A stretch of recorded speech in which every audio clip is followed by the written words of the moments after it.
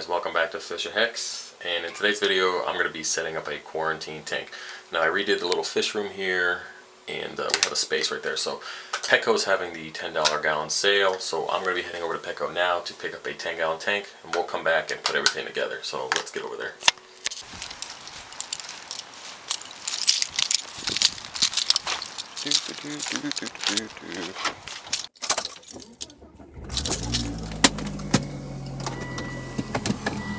Shit. Alright, let's get over to Petco.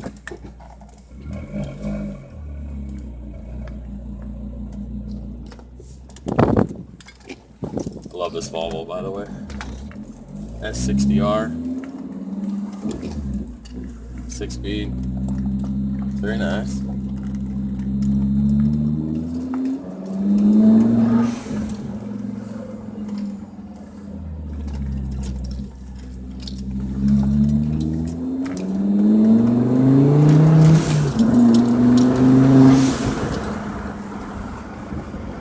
Luckily, Petco only is about 4 miles from my house, so it doesn't really take that long to get there.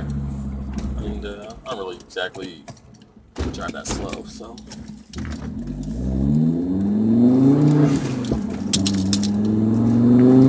As soon as that turbo kicks in, man, it just sucks you right back. That's what I love about it. It's just a little bit of a delay, but once it comes in, it's pretty good.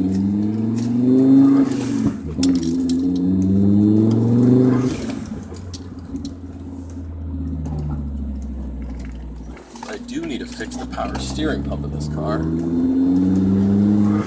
but I'll get around to it eventually, I suppose. $1 per gallon sale is pretty sweet. That's about the only time I buy any tanks here. Well, smaller tanks anyways. You really can't, it's only up to 55 gallons, so it's not like you can go buy a 300-gallon tank for $300. That'd be pretty sweet, but that's not reality. So yeah, I wanted to put something back in that fish room, but I didn't want to put all the water that I had previously, and I definitely didn't want to set up a whole entire system with a pump and everything. So I already have the sponge filter, the heater, the PVC, the light, which I probably won't use, and then there's a little backfire there. But and like I said, I have the heater. I believe I already said that. But I have everything that I need so far. But I figured I just want to do a smaller tank. I was going to use the sump and just take the baffles out, but I didn't want a 20-gallon tank. I just want the 10 so I can use that other space on that rack. All right. So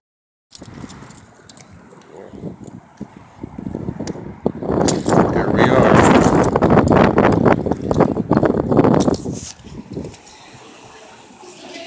Let's see where everything is. I remember they are over here.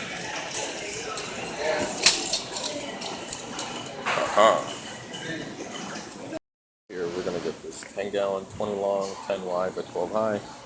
Pretty basic, $10. That's gonna be perfect for our quarantine system. So let's go ahead and get it and get out of here.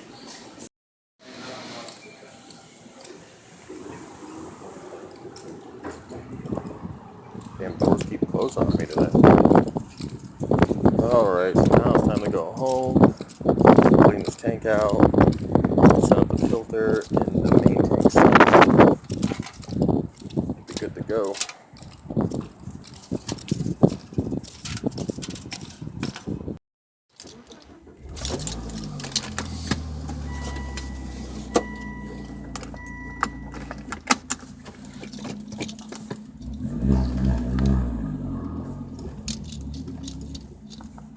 Come on, dude. Walk across the street.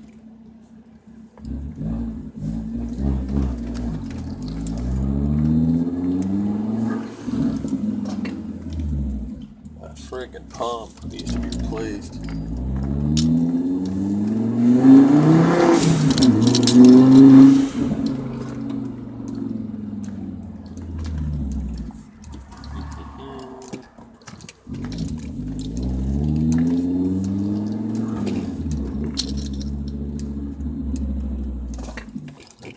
Sunglasses, wherever they might be.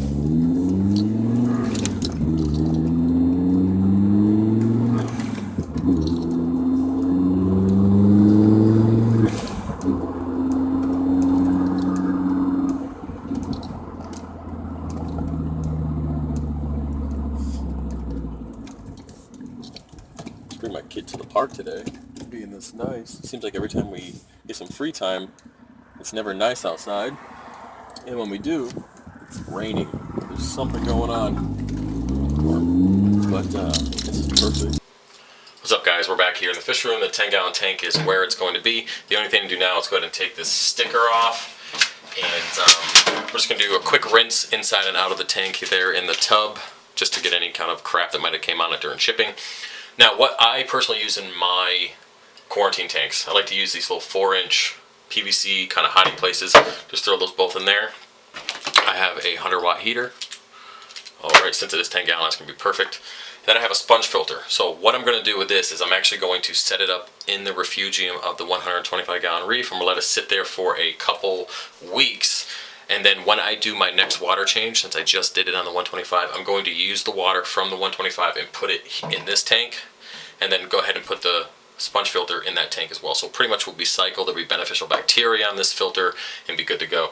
I don't really use a light too often. I do have some LEDs sitting around, but quarantine tank fish don't need light. It's just, they don't. So it's just one more thing I have to plug in, and I choose not to. So that's it. That's good to go. So we're going to go ahead and rinse this out, and we'll finish up the process. All right, real quick, put the heater in, put the PVC in. So now let's get over to the sump, and we are going to install the sponge filter with the air pump. So let's get over and do that. Okay, we're back at the sump now. I made sure I rinsed off these filters before, these sponge filters. Just run them through tap water or RO water, whatever you want. Just squeeze them out, let them dry. Because I used this before in a freshwater tank, and I also used it in another quarantine tank. So it's pretty easy stuff here, guys. You just put these sponge filters on. Alright, now I've already attached the air line and the pump with a check valve in it, of course, to make sure, you know, when the power goes out or whatever happens, that it doesn't let water get down into the pump. So we're just going to actually place the pump in here, put this sponge filter on the inside of the refugium. This will allow the beneficial bacteria to populate on the sponge filter here in the next couple of weeks. And when we go ahead and place this into the quarantine tank, it will have beneficial bacteria ready to go, so the fish don't have any issues. So that's it, guys. It's pretty simple stuff. And it's always good to plan ahead for your quarantine tank. Never go to the store, buy a fish, and plan on buying the quarantine tank that day. Usually the outcome for the fish isn't very good because they're already stressed out, and you're going to be putting them in unstable conditions if you do that. So what I like to do is set up a quarantine tank about 2 to 3 weeks before I plan on getting fish, and then make sure it's stable, running well, all the water parameters are where they need to be. Get the fish and acclimate them slowly, and then keep the lights off for a couple days to make sure that they do well and are not very stressed. So, but that's it, guys. I hope you enjoyed the video. If you have any questions, let me know.